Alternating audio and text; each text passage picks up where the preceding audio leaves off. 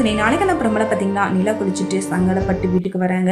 நிலா ஒரு மாதிரி ஷையா இருக்கிறத பார்த்துட்டு சேரணும் இது உன்னோட வீடுப்பா எப்பவும் போல 2 ஸ்லைட் டீ வந்து கொடுக்குறாங்க. நிலா யார்கிட்டே பேசாம தேங்கி டீயும் குடிச்சிட்டு அடுத்து உள்ள வந்து சோழன் கிட்ட ரொம்பவே ஃபீல் பண்ணி பேசுறாங்க. நம்ம ஏதோ அவசரப்பட்டுன்னு தோணுதுங்க. நமக்கு முன்னாடி அண்ணா இருக்கும்போது நம்ம எதுக்காக அதை பத்தி யோசிக்காம நம்ம வாழ்க்கை ஆரம்பிச்சோன்னு தெரியும்னு சொல்லிட்டு ஃபீல் பண்றாங்க. சோழனும் இதை பத்திலாம் நீ கொல்லப்படாத நிலா, இப்பதான் நான் அண்ணன் கிட்ட எனக்கும் அந்த ஃபீல் இருந்துச்சு, அதனால தான் நானே அண்ணன் கிட்ட பேசிட்டு வந்துட்டேன். அண்ணா அதை பத்தில எதுவுமே நினைச்சுக்கல நிலா, நீ எதுவும் அதை நினைச்சு கவலைப்படாதாங்கிற மாதிரி சொல்றாங்க. நம்ம யோசிச்சிருக்கணுங்க அப்படின்னு சொல்லிட்டு நிலா ஒரு பக்கம் எமோஷனலா ஆறாங்க. எவ்வளவு சீக்கிரம் முடியுமோ அவ்வளவு சீக்கிரத்துல அண்ணனுக்கு கண்டிப்பா சொந்தமா கல்யாணம் பண்ணி வைக்கணுங்க. ஃபர்ஸ்ட் அதுக்கான பணத்தை நம்ம ஏற்பாடு பண்ணணும், அதுக்காக நம்ம எதுவுமே யோசிக்காம இருக்கிறோம்னு சொல்லிட்டு நிலா ஐடியா கொடுக்குறாங்க. ஒரு பக்கம் சோழன் கண்டிப்பாங்க நீங்க என்ன சொன்னாலும் அதை பண்றேன், ஆனா அவ்வளவு பணத்தை எப்படி ரெடி பண்றதாங்க எனக்கு தெரியல, அவசரப்பட்டு நானும் அவங்க கிட்ட வாக்கு கொடுத்தேன், இப்ப அவ்வளவு பணத்துக்கு நம்ம என்ன பண்ண போறோம்னு தெரியலையேன்னு சொல்லிட்டு ஒரு பக்கம் யோசிக்க ஆரம்பிக்கிறாங்க.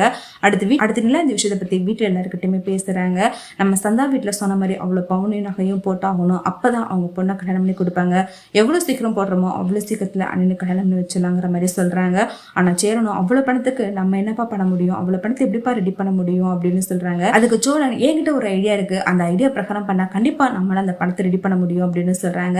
என்ன ஐடியான்னு சொல்லிட்டு கேட்கறாங்க. நமக்கு தான் இருக்கிறதே இருக்கு, இந்த வீடு இருக்குல்ல, இந்த வீட்டை அடமானம் வச்சாலே நமக்கு அவ்வளவு பணம் கிடைச்சிரும், அப்புறத்துக்காக நம்ம கவலைப்படணும், பேசாம இந்த வீட்டை அப்பாடைய பேர்ல முறைப்படி மாத்திட்டு அதுக்கப்புறமா இந்த வீட்டை அடமானம் வச்சா நம்ம கேட்ட பணம் நம்மளுக்கு கிடைக்கும் அப்படின்னு சொல்றாங்க. ஆனா நடேசனும் இதுக்கு நான் சம்மதிக்கவே மாட்டேன், என்னுடைய அனுமதி இல்லாம இந்த வீட்டை யாரும் எதுவுமே பண்ண முடியாது அப்படின்னு அடுத்து அண்ணனுக்காக தானப்பா கேட்கிறோம், எதுக்காக நீங்க முடியாதுன்னு சொல்றீங்க அப்படின்னு சொல்லி கேட்கறாங்க. அதுக்கு நடேசனும் இவன் யோசிக்காம வாக்கு கொடுத்ததுக்கு நான் இதுக்கட என்னுடைய வீட்டை அடமானம் வைக்கணும், உண்மையிலேயே அந்த சந்தாக்கு சேரனை ரொம்பவே பிடிச்சிருந்துச்சுன்னா சேரன் தான் கல்யாணம் பண்ணணும்னு அவன் நினைச்சிருந்தானா, அந்த பொண்ணு நினைச்சிச்சுன்னா அவங்க அம்மா அப்பா மாரி நான் சேரன் தான் கல்யாணம் பண்ணணும்னு துணிச்சலாம் அந்த வீட்டை விட்டு வந்துட்டு அவங்களால என்னடா பண்ண முடியும், இவ்வளவு பணத்தை போட்டு வரதட்சணை கொடுத்துதான் அந்த பொண்ணை கல்யாணம் பண்ணிட்டு வருமா, ஏன் நம்ம நிலா இல்ல அவங்க அம்மா அப்பா அவ்வளவு தூரம் சொல்லியும் நான் சோழனை தான் கல்யாணம் பண்ணிப்பேன்னு சொல்லிட்டு சாதிச்சு காட்டியிருக்காளடா, அதான்டா காதலு, அதை விட்டுட்டு இவ்வளவு வரதட்சணை கொடுத்தாதான் அந்த பொண்ணை கல்யாணம் பண்ணிட்டு வரேன்னு சொல்றது எந்த விதத்துல நியாயம், அப்படி ஒண்ணு இந்த கல்யாணம் நடக்க தேவையில்ல, உண்மையிலே அவளுக்கு பிடிச்சிருந்துச்சுன்னா அவளை வீட்டை விட்டு வெளில வர சொல்லு, நான் கல்யாணம் பண்ணி வைக்கிறேன் அப்படிங்கிற மாதிரி நடேசன் சொல்றாங்க.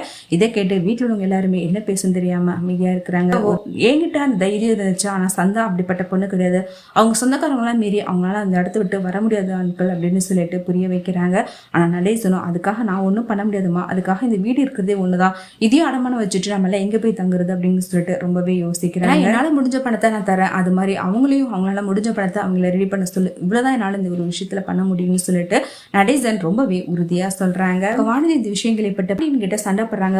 நான் தான் பாண்டி ரொம்ப முட்டாளா இருக்கிறேன், ஒரு பக்கம் பாரு நிலாக்கா அவங்க ஆசைப்பட்ட மாதிரி அவங்க கல்யாணத்தை பண்ணி அவங்க சந்தோஷமா வாழ ஆரம்பிச்சுட்டாங்க, இன்னொரு பக்கம் பாத்தீங்கன்னா சந்தாவை கல்யாணம் பண்றதுக்கு வீட்டுல உள்ளவங்க எல்லாரும் சேர்ந்து இவ்வளவு தூரம் கஷ்டப்படுறீங்க, இவ்வளவு தூரம் பணத்தையும் நகையும் ரெடி பண்ணி தான் அந்த சந்தாவை கல்யாணம் பண்ணணும்னு சொல்லிட்டு இவ்வளவு தூரம் முடிவு பண்ணிருக்கீங்க, ஆனா என்ன பார்த்தா மட்டும் யாருமே மதிக்க மாட்டேங்கிறீங்க அப்படின்னு சொல்லிட்டு ஒரு பக்கம் புலம்பி தள்ளுறாங்க. ஆனா பாண்டியனும் வானதி இப்பவே இப்படி இருக்கிறாளே, இந்த வீட்டுக்கு கல்யாணம் பண்ணி விட்டது பிறகு கண்டிப்பா இவங்க கூட சேர்ந்து ஒற்றுமையா வாழ்வாளா அப்படின்னு சொல்லிட்டு யோசிக்க ஆரம்பிக்கிறாங்க.